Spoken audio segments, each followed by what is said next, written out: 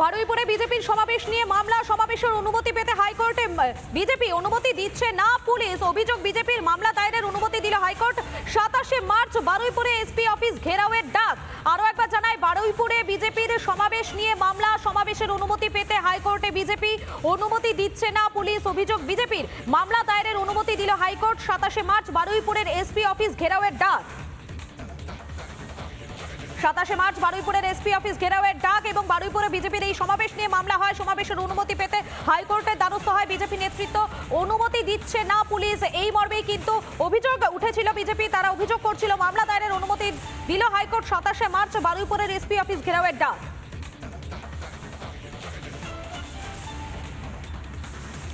আমরা এর আগে দেখেছিলাম শুভেন্দু অধিকারী রাজ্যের বিরোধী দলনেতা, তিনি বারুইপুরে যান, সেখানে তিনি মিছিল করেন এবং সেদিনই তিনি 27 মার্চ বারুইপুরের এসপি অফিস ঘেরাওয়ের ডাক দিয়েছিলেন। এবং বারুইপুরে এই যে বিজেপি সমাবেশ, সেই সমাবেশ নিয়ে সেই সমাবেশের প্রসঙ্গে এবারে মামলা গড়ালো কলকাতা হাইকোর্টে। সমাবেশের অনুমতি পেতে হাইকোর্টে বিজেপি নেতৃত্ব অনুমতি দিচ্ছে না পুলিশ। অভিযোগ বিজেপির মামলা দায়েরের অনুমতি দিল হাইকোর্ট। 27 মার্চ বারুইপুরের এসপি অফিস ঘেরাওয়ের ডাক। আরো একবার জানাই আপনাদেরকে, বারুইপুরে সেখানে বিজেপি সমাবেশ নিয়ে মামলা, সমাবেশের অনুমতি পেতে হাইকোর্টের দ্বারস্থ হয় বিজেপি নেতৃত্ব। আমরা এর আগে দেখেছিলাম রাজ্যের বিরোধী দলনেতা শুভেন্দু অধিকারী, তিনি বারুইপুরে গিয়েছিলেন, তিনি সেখানে একটি মিছিলও করেন এবং সেই মিছিল শেষে 27 মার্চ বারুইপুরে এসপি অফিস ঘেরাওয়ের ডাক দেন তিনি।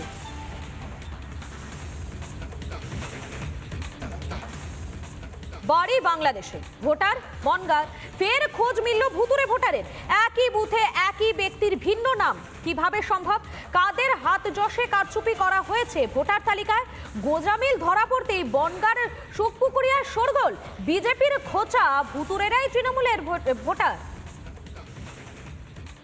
এই ব্যক্তি একই ব্যক্তি যেটা দু জায়গাতে নাম উঠেছে আমাদের সুখপুকুরে। হ্যাঁ, এগুলোকে চেনো তুমি?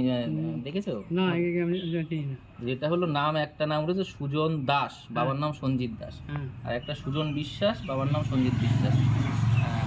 দুবার নাম তুলেছে। তুমি কোনো দেখোনি তো? না, দেখোনি, আমি চিনিও না। লিস্টে যার নাম দেখালো, আপনি কি এনাকে চেনেন? না না, চিনি না আমাকে। এটা তো দুটো ভোট রয়েছে এই গ্রামে, আগে কখনো ভোট দিতে দেখেছেন? না, দেখিনি কোনো সময়। আজব কাণ্ড, যার টিকির দেখা মেলে না এলাকায়, তার নামই ভোটার তালিকায়, তাও আবার একবার নয়, দুবার। বদলেছে নাম আর বাবার নাম, তবে ছবি একই। এপারের ভোটার তালিকায় যার নাম সুজন দাস আর সুজয় বিশ্বাস, ওপারের পাসপোর্টে তারই নাম সঞ্জয় বিশ্বাস, ঠিকানা ঝিনাইদহ। আগে তো অনেক ভোট দিয়েছেন, হ্যাঁ, তো ওনার নাম রয়েছে ভোটার লিস্টে, দেখেছেন কখনো? না, কখনো দেখিনি আমরা। এখন কি চাইছেন আপনি? ভোটের নাম কেটে দেওয়াই ভালো। ঝিনাইদহের বাসিন্দা হয়ে কিভাবে বনগাঁর ধর্মপুকুরিয়া পঞ্চায়েতের সুখপুকুরিয়া গ্রামের ভোটার হলেন সুজন ওরফে সুজয় ওরফে সঞ্জয়?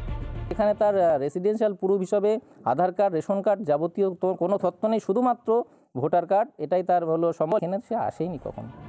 যাদের উত্তর দেওয়ার কথা অন্ধকারে নাকি তারাই। বাংলার ভোটার তালিকায় নাম উঠছে বিদেশির, অথচ কিছুই জানে না স্থানীয় তৃণমূল নেতৃত্ব। কর্ম তো তৃণমূলের, এই ভোটগুলো হলো তৃণমূলের ভোট ব্যাংক। এই ভূতেরাই কি তৃণমূলের প্রাণভোমরা? এনারাই কি বছরের পর বছর ক্ষমতায় রেখেছে বঙ্গের শাসক দলকে? বনগাঁ থেকে টিটপ বিশ্বাসের রিপোর্ট, রিপাবলিক বাংলা। নানা ধরনের কন্টেন্ট দেখার জন্য লাইক করুন, শেয়ার করুন আমাদের ফেসবুক পেজ, সাবস্ক্রাইব করুন আমাদের ইউটিউব চ্যানেল। পাশাপাশি অন্যান্য ব্রেকিং নিউজের জন্য অবশ্যই চোখ রাখুন রিপাবলিক বাংলায়।